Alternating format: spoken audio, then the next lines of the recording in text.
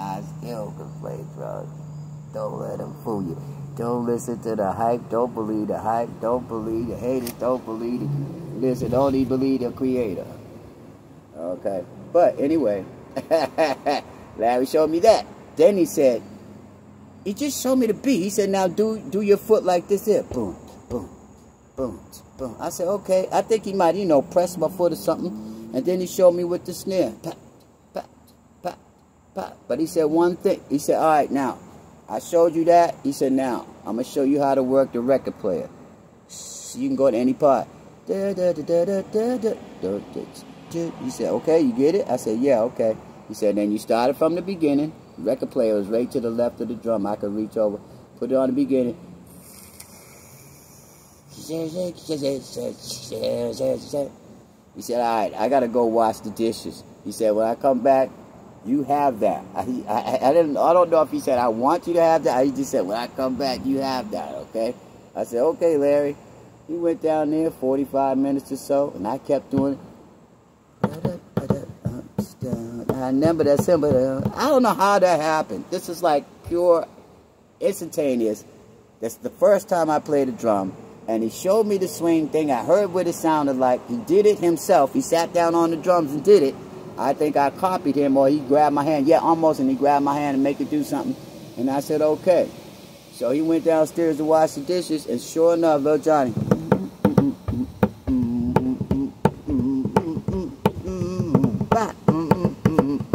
The whole deal. He came back upstairs. He said, all right, let me see what you did. And I put the record on. He said, yeah. He said, Johnny Johnson. Right? He's called Johnny Johnson. So, yeah, Larry said, yeah, but one thing. He said, you got to keep your left hand going. So it's like,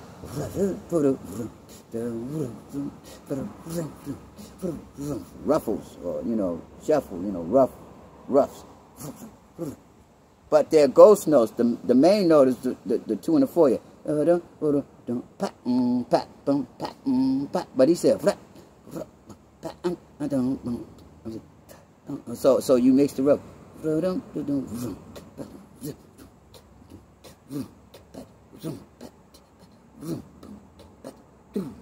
Like that, something like that. But that's the first song I learned how to play. Then he said, okay, you got it. Then one day, I walked in there and he had the drum set up playing James Brown. He said, Jay, learn this one. Okay, so.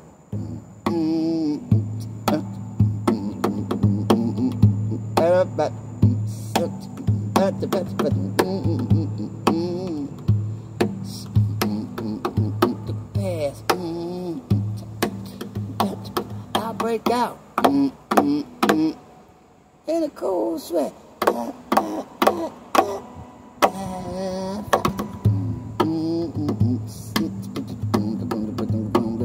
That's when he told me to keep that left hand.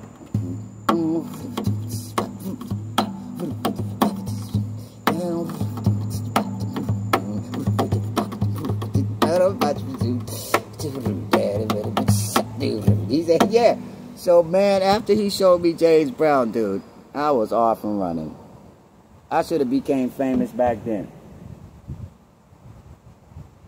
Telling you. World's greatest drummer. I mean, I was look at Don Krishna's rock concert and American Bandstand and the Ed Sullivan Show and Wolfman Jack, baby, Midnight Special, all that.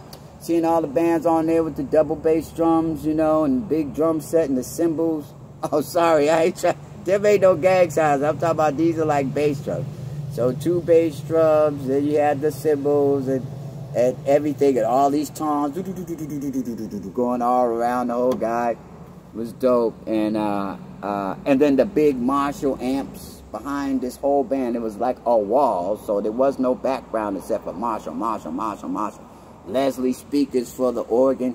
I wanted to be that. I really did. Now, okay, I'm 4, 5, 6, 7, 8, 9, 10, 13, 14, 15, 16, 17 years old seeing all this. I always wanted to be that. And it turns out I never really did that, like,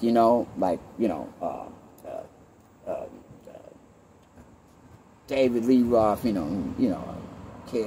Funkadelics, especially Funkadelics, all these big bands that had all these amps. Nah, I never was in a band like that. But I did do a great deal of playing.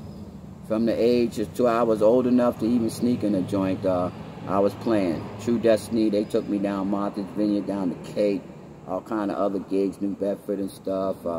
That was, oh man, and we was always playing in front of somebody. And the guys I played with usually had some pretty good amplifiers, but it wasn't no wall and all kinds of stacks, but some of them did have some. And we got around playing a lot of different places. So the majority of my whole life was nothing but playing music. Before I started working where I'm working now, music was my primary source of income. Yeah. And drumming and, studio sessions here and there. That's what I'd like to be right about now.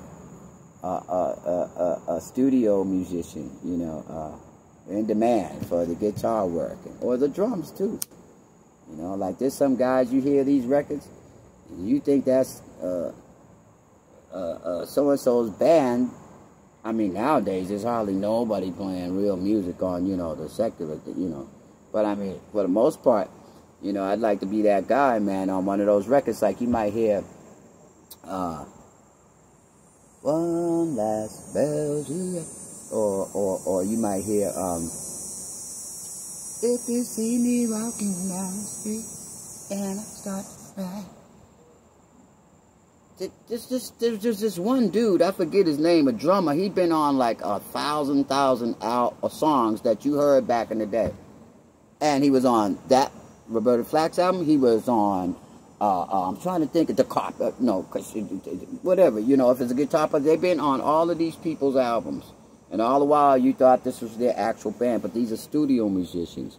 And they're famous in their own way, because they done played on so many records, And they don't just play for one band. I mean, they're in demand, This guy, I want Stewie Robinson. Yeah, the drummer, can you get me Stewie? Can you get me Dennis Chambers? Can you get me, Steve Gadd? Can you get me Johnny Robbins? Yeah. And then you get your name around, and then all of a sudden you don't have to go to your 9-to-5 thing no more. You playing. I'd like to do that with the rest. Oh, but I ain't that old. I can still do that. That's one thing I could do perfectly. I'll try to tell you. But like a lot of things, sometimes if you look at it as a job, yeah, it becomes like, oh, again, I gotta go do it. No, but I was going to say, after a while, yeah. But I wouldn't get tired of it. Come on, I ain't did it enough. I'd love to do this until I'm 80-something years old. Hopefully I could look as decent as I do now. I should even look better than this, I'll tell you that much. Show you some pictures, man, from the Wayback Machine. You know what I mean? But thank God I still look like anything. Still here. You know what I'm saying? I'm here with a purpose, and you learn how to get more gratitude by each day that goes by. I complain way too much. I complain. Then I ask myself, why? What's your problem? Come on, that's not nice, to your dad who does everything for you. Without him, nothing. You couldn't even have half a good day, and you're gonna sit up here and complain. That's like my dad, he's doing the best he can. He works, comes home, gives you, lets you're all right with him. Anything you need, within the will, boom. You never had to worry about nothing when you was younger. So this is where I need to have more gratitude for everything and everybody, because the Lord is the one, God is the one who gives me all of these wonderful friends and challenges and all of that stuff. So, don't get upset. Think back. What other great stuff happened for you? Remember that day? Remember that day you didn't get, remember that day you turned around and was, that's beautiful. Some of it you can see where you were delivered out of the net. You don't know how. So, yeah. So, anyway, I'm going to end it on that. This is what. Let's see if I can remember that message I got.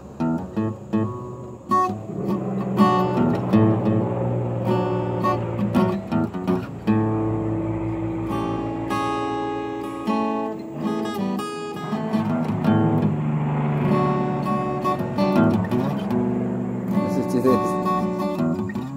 Sounds of the city in the background.